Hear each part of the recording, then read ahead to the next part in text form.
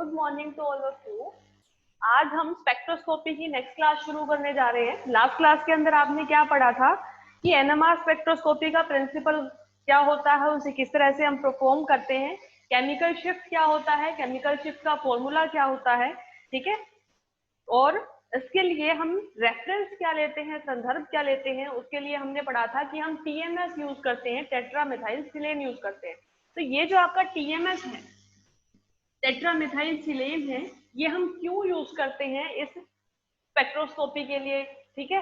अब NMR spectroscopy में हम अगर हाइड्रोजन एनएमआर ले लो, आप कार्बन एनएमआर ले लो, उन दोनों के अंदर ही हम क्या लेते हैं, टीएमएस एज ए रेफरेंस काम में लेते हैं। क्यों काम में लेते हैं? क्योंकि टीएमएस आपको पता है नाम क्या है, टेट्रामेथाइल सिलेन, यानी ये क्या है, सिलिकॉन के साथ 4 मिथाइल समूह जुड़े हुए हैं। यानी हमारे पास कितने हैं, एक जैसे 12 प्रोटॉन है, ठीक है। एक जैसे कितने, 12 प्रोटॉन। अगर हम क्या कर रहे हैं, हाइड्रोजन एनएमआर कर रहे हैं, तो हमें क्या मिलेगा, एक साथ एक जैसे 12 प्रोटॉन मिलेंगे। उनके कारण हमें क्या मिलेगा, सिग्नल मिलेगा। अगर एक साथ हम 12 प्रोटॉन का सिग्नल ले रहे हैं, ठीक है, तो ये सारे के सारे जो है, ये सारे के सारे हाइड्रोजन जो है या प्रोटॉन है, वो क्या होते हैं, हाईली शील्डेड होते हैं, बहुत ज्यादा परिरक्षित होते हैं, क्योंकि सिलिकॉन है, सिलिकॉन की वजह से उन्हें इलेक्ट्रॉन मिलते हैं बहुत सारे, ठीक है। तो ये क्या होता है, हाईली शील्डेड होता है। तो इसके कंपैरिजन में अगर कोई भी मॉलिक्यूल होगा तो उसका जो वैल्यू होता है फ्रीक्वेंसी लेने का, रेडिएशन लेने का, वो कम होगा, ठीक है। टीएमएस का क्या होता है, बहुत ज्यादा होता है। इसके कंपेयर में जितने भी मॉलिक्यूल होते हैं उनका फ्रीक्वेंसी लेने की जो प्रवृत्ति होती है वो क्या होती है, टेंडेंसी कम होती है। तो आपको जो स्टैंडर्ड मान के हम चलते हैं वो हम क्या लेते हैं, टीएमएस लेते हैं, जो हाईली शील्डेड होता है। इसके अलावा जितने भी मॉलिक्यूल होते हैं वो कम शील्डेड होते हैं, कम फ्रीक्वेंसी, इससे कम फ्रीक्वेंसी पर ही वो क्या दे देंगे, स्पेक्ट्रम दे देंगे या सिग्नल दे देंगे। तो इसके लिए हम हमेशा क्या करते हैं, टीएमएस को स्टैंडर्ड के तौर पर लेते हैं। एक बात तो ये हुई, ठीक है। एक क्या, ये टीएमएस जो होता है वो क्या करता है, अगर हम स्टैंडर्ड टीएमएस ले रहे हैं, यानी हम क्या करते हैं, टीएमएस के साथ में लेते हैं अननोन कंपाउंड को।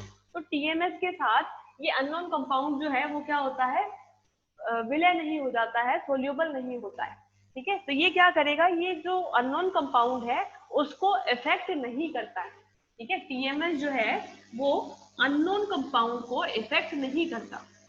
अननोन जो कंपाउंड लेते हैं हम, ये उसके ऊपर कोई इफेक्ट नहीं डालता, ठीक है। अननोन कंपाउंड के ऊपर टीएमएस कोई इफेक्ट नहीं डालता, ना तो वो शील्डिंग का डालता है ना डी शील्डिंग का डालता है। यानी ना तो वो क्या करता है, उससे इलेक्ट्रॉनों को लेता है ना इलेक्ट्रॉनों को देता है, ना इलेक्ट्रॉन डेंसिटी को ये इंक्रीज करता है ना ये इलेक्ट्रॉन डेंसिटी को डिक्रीज करता है। इसलिए हम क्या करते हैं, टीएमएस को एज ए रेफरेंस काम में लेते हैं, ठीक है।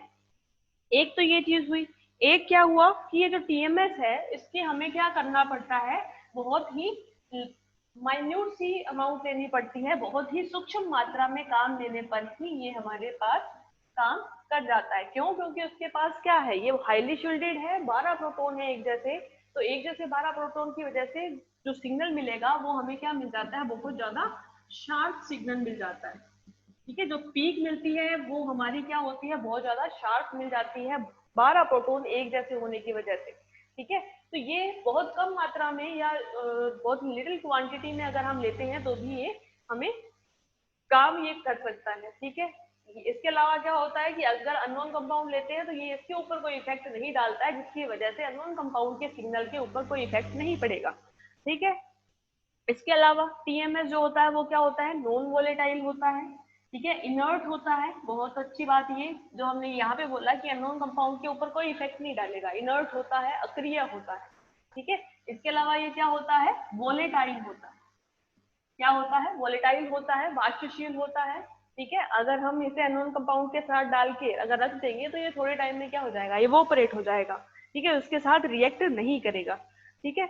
और ये क्या होता है, ये मैग्नेटिक आइसोट्रोपिक होता है। मैग्नेटिकली ये क्या होता है, आइसोट्रोपिक होता है। ये क्या होता है, मैग्नेटिकली आइसोट्रोपिक होता है। अब आइसोट्रोपिक का मतलब क्या होता है, ये होता है समदैशिक, ठीक है। हिंदी में बोलते हैं इसको क्या, समदैशिक। चुंबकीय रूप से ये क्या होता है, समदेशिक होता है, ठीक है। तो यहाँ पर हम इस एनएमआर के अंदर दो चीजें पढ़ेंगे। एक होता है मैग्नेटिक आइसोट्रोपिज्म, ठीक है, एक होता है एनआइसोट्रोपिज्म।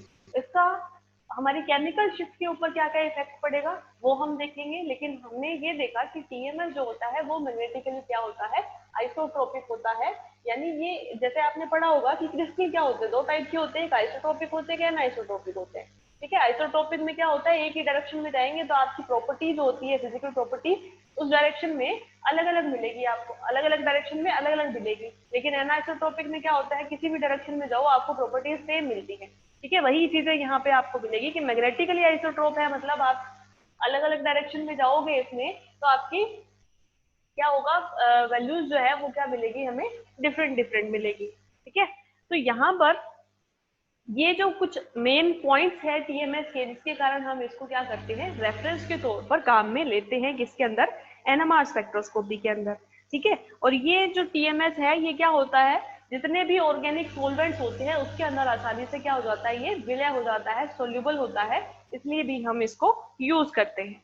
ठीक है, इसके अलावा एक चीज और होती है कि हम टीएमएस को तो एज ए रेफरेंस लेते हैं कि हमें अगर कोई सिग्नल लेना है किसी अननोन कंपाउंड का, तो हमें वो अननोन कंपाउंड लेना है, साथ में ये टीएमएस लेना है। तो टीएमएस का जो सिग्नल होता है वो तो हमारा क्या होता है, रेफरेंस होता है। जैसे हम स्केल बनाए अगर, ठीक है, तो ये जो आपका सिग्नल मिला टीएमएस का, इस टीएमएस के सिग्नल को हम 0 लेके चलते हैं, यानी रेफरेंस लेके चलते हैं। जो भी अननोन कंपाउंड आएगा उसका सिग्नल आपको कहाँ पे मिलता है वो हम किसके कंपैरिजन में पढ़ते हैं, इस टीएमएस के कंपैरिजन में पढ़ते हैं। और उससे हम क्या देखते हैं, शिफ्ट देखते हैं कि आपका केमिकल शिफ्ट कितना मिला टीएमएस के कंपैरिजन। ठीक है, एक तो ये हुआ। अब ये जो अननोन कंपाउंड लेते हैं जिसका सिग्नल्स हमें मिले हैं, उसे हम क्या करते हैं, सोल्यूबल फॉर्म में लेते हैं। किसी अननोन कंपाउंड को हम क्या करते हैं, किसी विलायक के अंदर, सॉल्वेंट के अंदर घोल कर उसको हम यूज करते हैं एनएमआर स्पेक्ट्रोमेट्री के अंदर। ठीक है, तो उसके लिए क्या होता है, हमारा जो सोलवेंट है वो कैसा होना चाहिए, ये आपको ध्यान रखना है कि जो सोलवेंट है एनएमआर स्पेक्ट्रोस्कोपी के अंदर वो कैसा होना चाहिए। वो ऐसा होना चाहिए कि अगर हम प्रोटॉन एनएमआर कर रहे हैं या हाइड्रोजन एनएमआर कर रहे हैं तो सोलवेंट के अंदर किसी तरह का हाइड्रोजन नहीं होना चाहिए, यानी वो एप्रोटोनिक सोलवेंट होना चाहिए जिसके अंदर प्रोटॉन ना हो। अगर उसके अंदर प्रोटॉन नहीं है तो मतलब क्या है कि वो आसानी से हमारा सिग्नल दे देगा। ठीक है, लेकिन अगर कोई भी हमने ऐसा सॉल्वेंट लिया जिसके अंदर खुद के अंदर प्रोटॉन है और उसके अंदर हम हमारा अननोन कंपाउंड डाल रहे हैं, तो वो उस अननोन कंपाउंड के साथ साथ उस सॉल्वेंट के प्रोटॉन का भी सिग्नल हमें दे देगा। ठीक है, तो वो उससे हम अननोन कंपाउंड को आइडेंटिफाई करने में मुश्किल हो जाएगी। तो हम यहाँ पर जो सॉल्वेंट काम में लेते हैं वो कौन से होते हैं, ज्यादातर नॉन प्रोटोनिक। ठीक है, ज्यादातर हम कौन से सॉल्वेंट काम में लेते हैं, नॉन प्रोटोनिक सॉल्वेंट काम में लेते हैं, एप्रोटोनिक सॉल्वेंट या विलायक काम में लेते हैं। जैसे जैसे हुआ CCl4। ठीक है, CCl4 में क्या है, कोई भी प्रोटॉन नहीं है, कार्बन के चारों हाइड्रोजन यानी मीथेन के चारों हाइड्रोजन हमने रिप्लेस कर दिए, किससे, क्लोरीन के साथ। इसके अलावा हम ले सकते हैं क्या, D2O। ठीक है, जल की जगह हमने क्या किया, उस हाइड्रोजन का आइसोटोप यूज कर लिया, ड्यूटेरियम यूज कर लिया। ठीक है, तो D2O ये भी क्या होता है, नॉन प्रोटोनिक सॉल्वेंट होता है। ठीक है, इसके अलावा होता है CDCl3। ये भी क्या है, एक तरह का नॉन प्रोटोनिक या एप्रोटोनिक सॉल्वेंट होता है। और इन सभी को हम यूज करते हैं किसके अंदर, प्रोटोन एनएमआर के अंदर एज ए सॉल्वेंट। ठीक है, ज्यादातर हम यही करते हैं। जैसे आपने कार्बन एनएमआर लिया, ठीक है, तो कार्बन एनएमआर के अंदर ये तो हमने सॉल्वेंट लिए किसमें, हाइड्रोजन एनएमआर में। कार्बन एनएमआर में भी हम ज्यादातर यही वाले सॉल्वेंट काम में लेते हैं, जैसे CCl4 हो गया, CDCl3 हो गया, D2O हो गया। तो कार्बन एनएमआर के अंदर भी इसी तरह के आप सॉल्वेंट काम में लेते हो। ठीक है, अब हमने केमिकल शिफ्ट पढ़ लिया, केमिकल शिफ्ट का फॉर्मूला पढ़ लिया, एनएमआर के लिए रेफरेंस क्या लेते हैं ये चीज हमने पढ़ ली। ठीक है, सॉल्वेंट कैसा लेते हैं ये हमने पढ़ लिया। अब हमें क्या करना है कि अगर हम कोई अननोन कंपाउंड लेते हैं तो हमारे पास क्या होती है, उन अननोन कंपाउंड्स को रिलेटिवली चेक करने के लिए कि ये जो शिफ्ट मिली हमें हम क्या करते हैं, पहले से ही मॉलिक्यूल्स के एक स्टैंडर्ड रेंज बना देते हैं कि अगर आपका मॉलिक्यूल sp3 कार्बन से जुड़ा हुआ कोई हाइड्रोजन है तो हम पहले से पता लगा के रखते हैं कि उसके जो केमिकल शिफ्ट का रेंज होता है वो कितना होगा। sp2 कार्बन से जुड़ा हुआ हाइड्रोजन है तो उसके लिए इस केमिकल शिफ्ट का रेंज कितना होगा। कोई कार्बोनिक हाइड्रोजन है, ठीक है, यानी कार्बोनिक ग्रुप के साथ जुड़ा हुआ C double bond O group के साथ जुड़ा हुआ अगर कोई हाइड्रोजन है तो उसके लिए हम केमिकल शिफ्ट की एक रेंज रखते हैं, ठीक है, जो कि हम एक्सपेरिमेंटली पहले ही डिराइव करके रखते हैं, चेक करके रखते हैं कि आपकी केमिकल शिफ्ट की रेंज कितनी होगी। तो अगर हमें अननोन कंपाउंड के अंदर ये स्पेक्ट्रम मिलता है, ठीक है, स्पेक्ट्रम मिलता है तो हमें पता है कि हमारी पीक कहाँ कहाँ पे मिली है, ठीक है, और हमें ये पता है कि आपके किस वाले हाइड्रोजन, किस प्रकार के हाइड्रोजन की रेंज किस किस के बीच में है। अगर उसके बीच में ये हमें स्पेक्ट्रम मिल रहा है मतलब हम उसे कंपेयर करके बता सकते हैं कि आपका ये जो अननोन कंपाउंड है ये असलियत में क्या था, ठीक है। तो उसके लिए हमें ये टेबल याद करनी पड़ेगी जो कि हमें क्या बताता है कि आपके जो स्टैंडर्ड हाइड्रोजन है कि कौन कौन से टाइप के हाइड्रोजन हो सकते हैं और उनके लिए केमिकल शिफ्ट की वैल्यू या केमिकल शिफ्ट के वैल्यू की रेंज क्या क्या हो सकती है। तो उसके लिए आपको ये टेबल याद करनी पड़ेगी, ठीक है, उसी को ही कंपेयर करके हम बताते हैं कि आपका अननोन कंपाउंड कौन सा है, ठीक है। तो पहले तो आपको क्या करना है, ये टेबल याद करनी है, ठीक है। टेबल में सबसे पहले देखो आप एक तो लिखो क्या, टाइप्स ऑफ प्रोटोन, कि आपके प्रोटोन कितने टाइप के हैं, ठीक है, यानी हाइड्रोजन कितने टाइप के हैं, ठीक है, और उसके साथ उसका केमिकल शिफ्ट, केमिकल शिफ्ट या जिसे हम क्या कहते हैं रासायनिक स्थिति, किससे डिनोट करते हैं, डेल्टा से डिनोट करते हैं, ठीक है। और ये किसके अंदर लेते हैं, हम हर्ट्ज के अंदर लेते हैं, ठीक है। तो ये देखो सबसे पहले लो आप क्या, टीएमएस, टीएमएस के अंदर टेट्रामेथाइलसिलेन है, टेट्रामेथाइलसिलेन के अंदर हाइड्रोजन है, उसको हम रेफरेंस लेके चलते हैं तो उनका केमिकल शिफ्ट क्या मानते हैं, हम 0 मान के चलते हैं, ठीक है। अब लो आप कि एक ऐसा हाइड्रोजन जो किसके साथ जुड़ा हुआ है, sp3 कार्बन के साथ जुड़ा हुआ है, ठीक है। sp3 कार्बन में भी हम क्या करें, एक ट्राईसाइक्लिक कंपाउंड के साथ जुड़ा हुआ हाइड्रोजन, ठीक है, ये क्या है, साइक्लोप्रोपेन, ठीक है, क्या है ये, साइक्लोप्रोपेन। अब इस साइक्लोप्रोपेन के साथ हाइड्रोजन जुड़े हुए हैं, हर कार्बन के साथ तीन तीन हाइड्रोजन है, सॉरी दो दो हाइड्रोजन है, ठीक है। तो किसी भी एक कार्बन का हाइड्रोजन ले लो आप, सारे क्या है, ये सारे के सारे क्या है, सेम है, ठीक है। तो ये जो हाइड्रोजन है इसके लिए हमें जो सिग्नल मिलेगा वो कितना मिलता है, कितने डेल्टा पे मिलता है, कितने केमिकल शिफ्ट में मिलता है, वो 0.1 से 0.4 की रेंज में मिलता है, ठीक है, साइक्लोप्रोपेन के लिए। sp3 कार्बन है, ठीक है, लेकिन ये क्या है, एक रिंग फॉर्म में होती है वो, जो कि क्या होती है, स्ट्रेन्ड होती है बहुत ज्यादा, इसके ऊपर क्या होता है, स्ट्रेन होता है, ठीक है, क्योंकि ये क्या है, बहुत छोटी रिंग है, 3 मेंबर की रिंग है, इसलिए क्या होती है, इसके अंदर स्ट्रेन होता है बहुत ज्यादा। तो इसकी वजह से इसका जो केमिकल शिफ्ट है वो किस किस के बीच में आता है, 0.1 से 0.4 के बीच में आता है, ठीक है। अब तीसरा आता है इसके अंदर, कोई भी sp3 कार्बन के साथ जुड़ा हुआ हाइड्रोजन, ठीक है, sp3 कार्बन के साथ जुड़ा हुआ हाइड्रोजन अगर ये है तो इसकी रेंज किसके बीच में आएगी, 0.9 से 1.1 के बीच में, ठीक है, इसकी रेंज किस बीच में आएगी, 0.9 से 1.1 के बीच में। अगर कोई sp3 कार्बन से जुड़ा हुआ हाइड्रोजन है उसका एनएमआर करते हैं तो अगर sp2 कार्बन से जुड़ा हुआ हाइड्रोजन है, जैसे आपने डबल बॉन्ड के साथ जुड़ा हुआ है ये, ठीक है, तो इसके लिए जो वैल्यू होती है sp2 कार्बन वाले की वैल्यू जो होती है वो हमेशा क्या होती है, ज्यादा होती है sp3 वाले सॉरी sp वाले से, ये होती है 4 to 6। और अगर हम बात करें sp कार्बन वाले की तो इसकी होती है 2 to 3। अब देखो क्या चेंज आया कि हमने अगर sp3 कार्बन लिया जो कि स्ट्रेन्ड है यानी जिसने एक रिंग बना रखी है तो उसका तो डेल्टा या केमिकल शिफ्ट सबसे कम है, 0.1 से 0.4 है, ठीक है। फिर हमने क्या लिया, sp3 कार्बन लिया, उसके लिए 0.9 से 1.1 है, यानी केमिकल शिफ्ट बढ़ रहा है, ठीक है।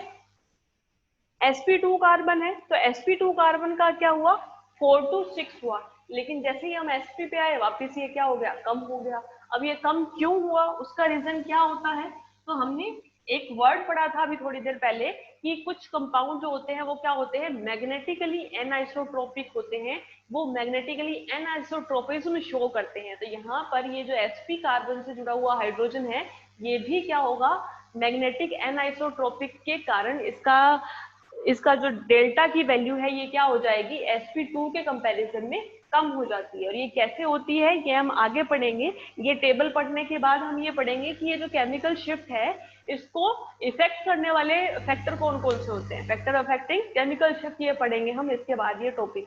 ठीक है, लेकिन ये टेबल आपको क्या करनी है, एज इट इज याद रखनी है। ठीक है, अब नेक्स्ट क्या है कि अगर कोई कार्बोनिल कार्बन के साथ जुड़ा हुआ हाइड्रोजन, ठीक है, या फिर हम ये कहें कि कार्बोनिल कार्बन के पास वाले कार्बन से जुड़ा हुआ हाइड्रोजन, ठीक है, हम क्या करते हैं, रेंज बढ़ती हुई चल रही है डेल्टा की या केमिकल शिफ्ट की, तो पहले क्या ले रहे हैं, कार्बोनिल कार्बन के पास में जुड़े हुए कार्बन पे जुड़ा हुआ अगर हाइड्रोजन है तो उसके लिए जो इसकी रेंज होती है वो 2 से 2.5 होती है। कितनी होती है, 2 से 2.5। अगर कार्बोनिल कार्बन के पास वाले कार्बन पे हाइड्रोजन जुड़ा हुआ है तो 2 से 2.5। ठीक है, यहाँ पर सिंपल जैसे sp3 था तो उसके लिए तो 0.9 से 1.1 था, लेकिन हमने यहाँ पे क्या किया कि ये sp3 ही है लेकिन इसका कितना आ रहा है, 2 से 2.5 आ रहा है। किसकी वजह से आ रहा है, इस कार्बोनिल ग्रुप की वजह से आ रहा है। कार्बोनिल ग्रुप जो है वो क्या करता है, इससे एनर्जी को अपनी तरफ खींच लेगा। ठीक है, जैसे ये सॉरी इलेक्ट्रॉन्स को अपनी तरफ खींच लेगा। जब ये इलेक्ट्रॉन को अपनी तरफ खींचेगा तो उसकी वजह से इसका केमिकल शिफ्ट जो है वो क्या होता है, बढ़ जाता है। ठीक है, उसके बाद में देखो आप कि अगर डायरेक्टली ये ऐसा कार्बन है जो कि ज्यादा इलेक्ट्रोनेगेटिव एलिमेंट के साथ जुड़ा हुआ है, जैसे इथर है, इथर में इस ऑक्सीजन के साथ जुड़ा हुआ कोई भी कार्बन उससे हाइड्रोजन जुड़ा हुआ है, तो उसमें क्या होता है, En ज्यादा है तो ये क्या करेगा, ये ज्यादा शिफ्ट शो करेगा, केमिकल शिफ्ट शो करेगा। ठीक है, क्यों शो करेगा, ये लगभग 3 से लेके 4.2 तक शो करता है। ठीक है, क्यों करता है, क्योंकि ज्यादा इलेक्ट्रॉन नेगेटिव है, En ज्यादा है तो ये इलेक्ट्रॉन को अपनी तरफ ज्यादा आकर्षित करेगा। ठीक है, तो ये क्या करेगा, इलेक्ट्रॉन डेंसिटी को हाइड्रोजन के ऊपर क्या कर देगा, कम कर देगा। अगर इलेक्ट्रॉन डेंसिटी कम होती है ये डीशिल्डेड होता है, ये कहाँ पे मिलेगा हमें, डाउन फील्ड में मिलेगा। और डाउन फील्ड का मतलब है कि ये टीएमएस से उतनी ही ज्यादा दूरी पर हमें मिलेगा। ठीक है, तो ये यहाँ पर कितना आ जाएगा, 3 to 4.2 तक आ जाएगा।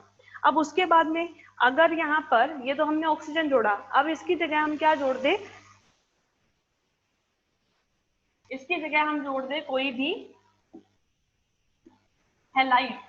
ठीक है, किसी भी हैलाइड से जुड़ा हुआ कार्बन उसके ऊपर अगर हाइड्रोजन है तो उसके लिए केमिकल शिफ्ट की वैल्यू कितनी हो जाएगी, ये 3 to 4.5 हो जाएगी। ये कितनी हो जाएगी, 3 to 4.5 हो जाएगी। ठीक है, ये वैल्यू हो जाएगी 3 to 4.5।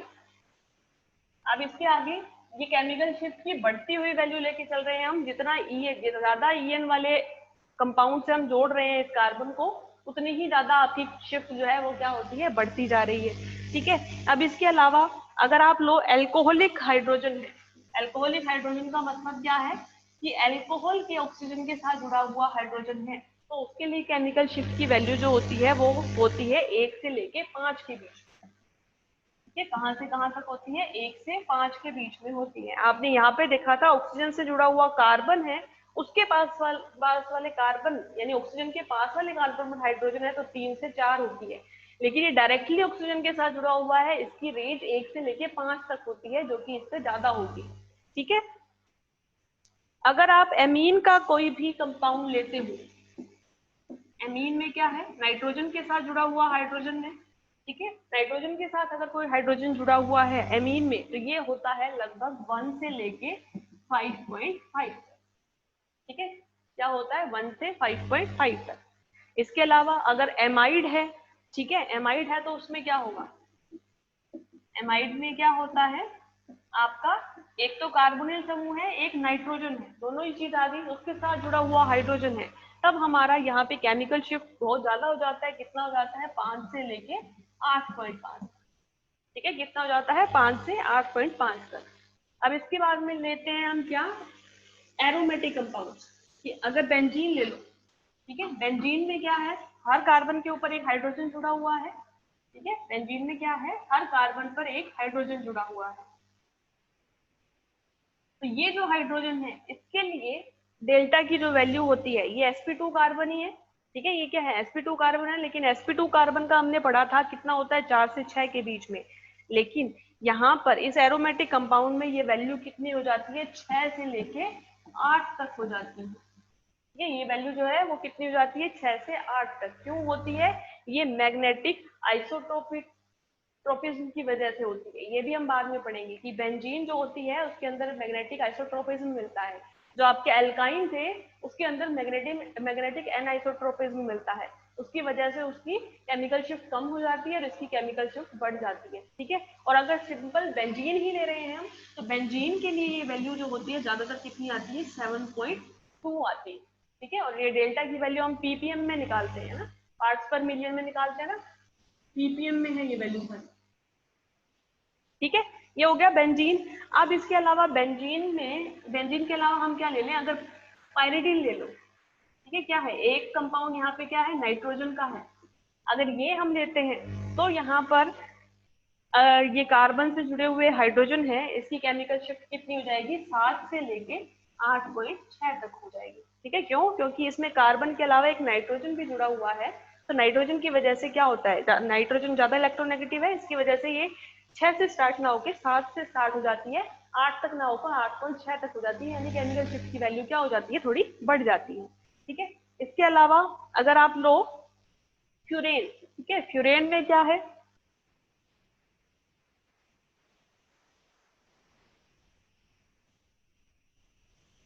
नेक्स्ट लो आप, क्या, फ्यूरेन में क्या है, ऑक्सीजन जुड़ा हुआ है। ठीक है, तो यहाँ पर जो भी हाइड्रोजन जुड़ा हुआ है उसके लिए केमिकल शिफ्ट की वैल्यू क्या हो जाएगी, नाइट्रोजन से ऑक्सीजन का क्या होता है, ये ज्यादा होता है। ठीक है, तो यहाँ पे क्या होता है, लेकिन ये 5 मेंबर की रिंग होगी। यहाँ पर ये जो केमिकल शिफ्ट की वैल्यू होती है ये 6 से लेके 7.5 तक। ठीक है, ये रेंज अलग अलग है सबकी, आपको ऐसे ही याद रखनी है। अब जैसे आपने ले लिया कोई फिनोलिक हाइड्रोजन, हमने एल्कोहलिक हाइड्रोजन लिया था, ये है हमारा क्या, फिनोलिक हाइड्रोजन। ठीक है, फिनोलिक हाइड्रोजन के लिए वैल्यू क्या होगी, एल्कोहलिक हाइड्रोजन से ज्यादा होगी। क्यों, क्योंकि एल्कोहलिक हाइड्रोजन में क्या है, sp3 कार्बन के साथ ऑक्सीजन, उसके साथ हाइड्रोजन जुड़ा हुआ है, तो वो रेंज होती है 1 से 5 के बीच में। ठीक है, अगर हम बात करें किसकी, ये फिनोलिक हाइड्रोजन की, तो फिनोलिक हाइड्रोजन में ऑक्सीजन से पहले क्या एरोमेटिक कंपाउंड जुड़ा हुआ है, तो एरोमेटिक कंपाउंड की वैसे भी नॉर्मली क्या होती है, 6 से 8 के बीच में होती है। तो इसकी जो रेंज होगी वो होगी 4 से 12 के बीच। ठीक है, इसकी रेंज कितनी होगी, 4 से 12 के बीच में फिनोलिक हाइड्रोजन की। और नॉर्मली अगर हम फिनोल की बात करें तो फिनोल के लिए वैल्यू होती है 8। ठीक है, फिनोल के लिए अगर आपको केमिकल शिफ्ट की वैल्यू 8 दी हुई है तो आप सीधा सा ये सोचना कि इसमें फिनोलिक हाइड्रोजन है। ठीक है, ऐसे ही जैसे बेंजीन वाले में 7.2, अगर बेंजीन दी हुई है, अगर आपको केमिकल शिफ्ट की वैल्यू 7.2 दी हुई है, तो मतलब आप सीधा सा सोचो कि उसके अंदर क्या है, बेंजीन बेंजीन प्रेजेंट है, उसके ऊपर हाइड्रोजन की वजह से ये पीक हमें मिल रही है। ठीक है, इसके अलावा अगर आप लो कार्बोक्सिलिक हाइड्रोजन। ठीक है, कार्बोक्सिलिक हाइड्रोजन मतलब कार्बोक्सिलिक समूह है COOH। ठीक है, तो वो जो हाइड्रोजन है उसकी वजह से कितना केमिकल शिफ्ट हमें मिलता है। ठीक है, ये आपका क्या है, कार्बोक्सिलिक हाइड्रोजन है, कार्बोक्सिलिक हाइड्रोजन की वजह से मिलता है हमें 10 से 12.5 के बीच, 10 से 12.5 के बीच में। ठीक है, ppm। और सबसे ज्यादा जो हमें मिलती है वो मिलती है किसमें, इनोलिक हाइड्रोजन में। सबसे ज्यादा जो पीक मिलती है, ये सबसे ज्यादा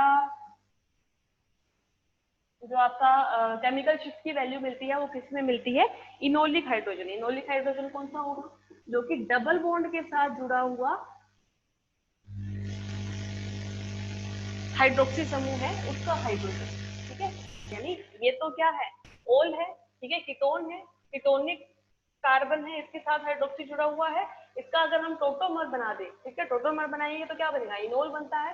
तो इनोलिक जो हाइड्रोजन है उसकी केमिकल शिफ्ट की वैल्यू सबसे ज्यादा होती है, क्योंकि यहाँ पे क्या आ गया, इसके साथ में ये एल्कीन आई, और एल्कीन का आपको पता है कि वैसे ही केमिकल शिफ्ट की वैल्यू क्या होती है, हायर होती है। तो यहाँ पर इनोलिक हाइड्रोजन की केमिकल शिफ्ट की वैल्यू सबसे ज्यादा होती है 13 से 18 के बीच। ये वैल्यू क्या है, सबसे मैक्सिमम है हमारे सारे कंपाउंड के अंदर, ठीक है, इनोलिक हाइड्रोजन की। इसके अलावा आप एक चीज और रहेगी हमारी कि एल्डिहाइड का अगर हाइड्रोजन है, ठीक है, हमने पहले पढ़ा था कि कार्बोक्सिलिक समूह के पास वाले कार्बन पे जुड़ा हुआ हाइड्रोजन है तो उसका 2 से 2.5 होता है, लेकिन अगर कोई कार्बोक्सिलिक हाइड्रोजन के साथ डायरेक्ट जुड़ा हुआ हाइड्रोजन है तो उसका 9 से 10.5 के बीच में होता है। ठीक है, क्या होता है हम यहाँ पे लिख लेते हैं। 18 नंबर हमारा क्या है कि अगर कोई कार्बोक्सिलिक समूह से डायरेक्ट जुड़ा हुआ हाइड्रोजन है, अगर इसके साथ एक कार्बन और होता, उस पे हाइड्रोजन होता तो वो 2 से 2.5 होता, ठीक है, क्योंकि sp3 कार्बन के साथ वो जुड़ा हुआ है। लेकिन अगर सीधा कार्बोक्सिलिक समूह के साथ जुड़ा हुआ है तो ये 9 से 10.5 के बीच में होता है। ठीक है, किसके बीच में? 9 से 10.5 के बीच में होता है। इसके अलावा अगर कोई बेंजाइलिक हाइड्रोजन है, बेंजाइलिक का मतलब क्या है कि बेंजीन के ऊपर क्या है, एक कार्बन है, इसके ऊपर जो हाइड्रोजन जुड़ा हुआ है इसका क्या होगा, अगर बेंजाइलिक होता है, अगर बेंजीन के ऊपर डायरेक्ट जो बेंजीन रिंग के ऊपर जो हाइड्रोजन है उनका कितना होता है, 6 से 8 के बीच में। ठीक है, लेकिन इनका क्या होता है, ये sp3 कार्बन होता है, तो sp3 कार्बन का sp3 कार्बन के अकॉर्डिंग ही होगा। sp3 कार्बन का वैसे तो कितना होता है, 0.9 से 1.1 होता है, लेकिन इसका थोड़ा ज्यादा होगा, 2 से 2.5। क्यों? क्योंकि ये किसके साथ जुड़ा हुआ है, ये एक एरोमेटिक कंपाउंड के साथ जुड़ा हुआ है इसलिए। ठीक है, नॉर्मली क्या होता है, sp3 कार्बन के साथ जुड़ा हुआ अगर हाइड्रोजन है तो वो क्या होता है, 1 से 2 के बीच में होता है। ठीक है, या फिर हम बोलें कि 0.1 से 1.1 के बीच में होता है एग्जैक्ट अगर बोले तो। लेकिन अगर ये क्या है, एक एरोमेटिक कंपाउंड के साथ जुड़ा हुआ कार्बन है, इसलिए थोड़ा बढ़कर कितना हो जाता है, 2 से 2.5 हो जाता है। ठीक है, इसके अलावा अगर कोई साइक्लिक कंपाउंड है विद 1 डबल बॉन्ड, ठीक है, हमारे पास क्या है, साइक्लिक कंपाउंड है, एक डबल बॉन्ड है, ठीक है, और इसके साथ हाइड्रोजन, इसके साथ जुड़े हुए कार्बन पर अगर हाइड्रोजन है, अगर डायरेक्टली इसके साथ हाइड्रोजन है, उसका चेक करें तो वो तो एल्कीन वाला हाइड्रोजन हो जाएगा। लेकिन इसके ऊपर sp2 कार्बन के ऊपर sp3 कार्बन जुड़ा हुआ है, उससे हाइड्रोजन जुड़ा हुआ है, तो ये कितना होगा, 1.5 से 2। यानी ये जैसे sp3 कार्बन का कितना होता है, sp3 कार्बन से जुड़े हुए हाइड्रोजन का 0.9 से 1.1, उससे थोड़ा ज्यादा होगा क्योंकि इसके पास एक डबल बॉन्ड भी है, इसलिए 1.5 से 2। अब इसके पास 3 डबल बॉन्ड है, यानी एरोमेटिक कंपाउंड है, इससे थोड़ा और ज्यादा हो जाएगा, कितना हो जाएगा, 2 से 2.5। मतलब ये जो टेबल है, इस टेबल में क्या होता है कि जो आपकी केमिकल शिफ्ट है वो किस पे डिपेंड करती है कि ये हाइड्रोजन किस तरह के एनवायरनमेंट के साथ जुड़ा हुआ है, इसके एनवायरनमेंट में कौन कौन से ग्रुप जुड़े हुए हैं, और उन ग्रुप का इन केमिकल शिफ्ट के ऊपर इफेक्ट क्या आता है, उसके आधार पर ये क्या होता है, इनकी वैल्यू जो आती है, रेंज जो आती है केमिकल शिफ्ट की, वो क्या हो जाती है, प्रोटोन एनएमआर के लिए अलग अलग हो जाती है। तो हमें ये क्या करनी है, पूरी की पूरी टेबल याद रखनी है। अब इसके बाद में जो नेक्स्ट टॉपिक हम पढ़ेंगे वो क्या पढ़ेंगे कि ये जो केमिकल शिफ्ट है आपका, इस केमिकल शिफ्ट को प्रभावित करने वाले कारक कौन कौन से होते हैं, फैक्टर अफेक्टिंग केमिकल शिफ्ट, हम ये पढ़ेंगे नेक्स्ट क्लास में। ठीक है।